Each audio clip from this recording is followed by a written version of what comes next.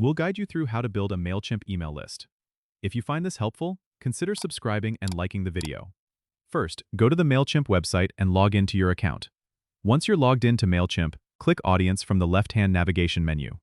This is where you'll manage your contacts and audience settings. If you have multiple audiences, make sure you've selected the correct one. To create a sign-up form, go to Audience, then look for sign-up forms or forms within your audience tools.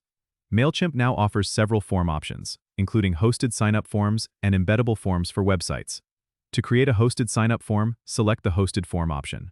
You can customize elements such as the form title, description, branding, and the fields you want subscribers to complete. Common fields include first name, last name, and email address.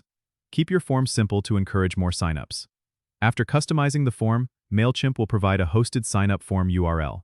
Copy this link and share it on your website, social media profiles, blog posts, or anywhere you'd like to collect subscribers.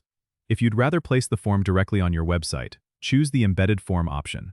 Customize the appearance and settings, then copy the generated embed code. Paste this code into the section of your website where you want the sign-up form to appear.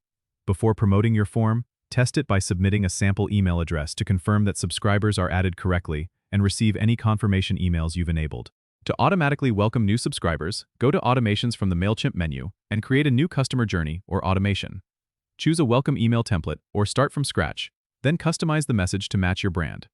A welcome email is a great way to introduce your business, set expectations, and encourage engagement from the moment someone joins your audience. Don't forget to subscribe and comment if this helped you out.